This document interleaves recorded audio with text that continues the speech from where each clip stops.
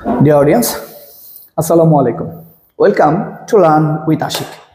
আজকে আমরা prepositions of group verb সিরিজের আরো একটি ইম্পর্টেন্ট প্রিপজিশনসের ব্যবহার শিখবো ইনশাআল্লাহ। আর আজকে যে প্রিপজিশনসের ব্যবহারগুলো শিখবো সেটা হচ্ছে ইন, ইনটু ও ইনসাইডের ব্যবহার। মনে রাখবেন ইন, ইনটু ও ইনসাইড এই তিনটা বেসিক্যালি একই ধরনের প্রিপজিশনস যারা ব্যবহৃত হয় কোনো কিছুর ভিতরে বোঝাতে। আমি মিন করে দিচ্ছি, কোনো কিছুর ভিতরে বোঝাতে বেসিক্যালি আমরা তিনটা প্রিপজিশনস ব্যবহার করি, আর সেগুলো হলো ইন, ইনটু এবং ইনসাইড। আজকে আমরা ক্লিয়ার হওয়ার চেষ্টা করব ইন কখন, ইনটু কখন এবং ইনসাইড কখন। So let's do it. সবার আগে আমরা যেটা শিখবো সেটা হচ্ছে ইনের ব্যবহার। মনে রাখবেন ইন মানে হচ্ছে কোনো কিছুর ভিতরে থাকা। স্পেসিফিক্যালি যদি কোনো কিছুর ভিতরে বলতে বোঝায় সেটা হচ্ছে কোনো কিছুর ভিতরে স্থির অবস্থায় থাকা। যেমন আমরা যদি এই কাপটাতে খেয়াল করি, একটু খেয়াল করে দেখবো এই কাপের ভিতরে চা আছে, বাট এই চাটা কিন্তু এখানে স্থির।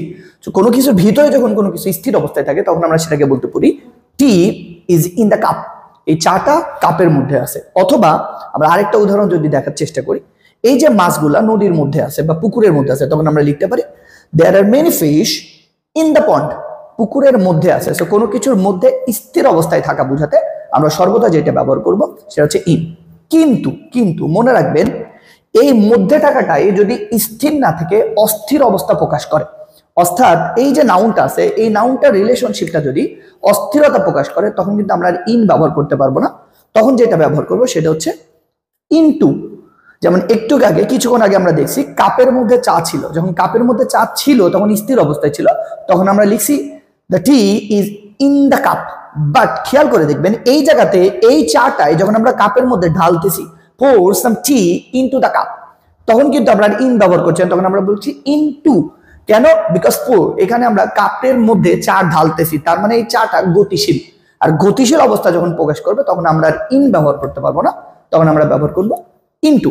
আমরা আরেকটা উদাহরণ দেখতে পারি, Mbappe is running into the stadium. খেয়াল করে দেখবেন এমবাপ্পে স্টেডিয়ামের ভিতরে নাই, কিন্তু সে ভিতরে দৌড়াচ্ছে। আর যখন এই রানিং কথাটা এসছে তখন মানে তার অবস্থানটা গতিশীল, আর গতিশীল অবস্থান বুঝালে আমরা ইন ব্যবহার করতে পারবো না, সেক্ষেত্রে আমরা ব্যবহার করব ইনটু। যেমন আমি এই রুমের মধ্যে দাঁড়িয়ে আছি, I am in the room, but আমি যদি এই রুমের মধ্যে হাঁটাহাঁটি করি, আই এম ওয়াকিং, তখন কিন্তু আর ইন না, তখন হবে into the room. I hope এই দুইটার ব্যবহার আপনার ক্লিয়ার। ইন মানেও কোনো কিছুর মধ্যে, ইনটু মানেও কোনো কিছুর মধ্যে। ইন মানে স্থির অবস্থায় থাকা, আর ইনটু মানে অস্থির বা গতিশীল অবস্থায় থাকা। আরো একটা ভিতরের প্রিপজিশন আছে, সেটা হচ্ছে ইনসাইড। ইনসাইড মানেও কোনো কিছুর ভিতরে থাকা, বাট এইটার একটা সূক্ষ্ম পার্থক্য আছে, সেটা হচ্ছে ইনসাইড শুধুমাত্র আমরা তখন ব্যবহার করব যখন কোনো কিছু আবদ্ধ অবস্থায় থাকা বোঝাবে, আবদ্ধ অ্যাটলিস্ট আটকানো অবস্থায় থাকা বোঝাবে, তখন আমরা ইনসাইড শব্দটা ব্যবহার করব। যেমন আমরা যদি এই ছবিটাতে একটু খেয়াল করি, যখন এই চকলেটটাই কাপের মধ্যে আছে তখন আমরা লিখতে পারি দ্য চকোলেটস আর ইন দ্য কাপ, কাপের মধ্যে আছে। কিন্তু যদি এই চকোলেটটা কাপের মধ্যে না থাকে, বক্সের মধ্যে থাকে, বক্সের মধ্যে থাকে, কোনো প্যাকেটের মধ্যে থাকে, অথবা কোনো কৌটার মধ্যে থাকে, তখন এইটা কিন্তু চারিপাশ থেকে আবদ্ধ থাকে।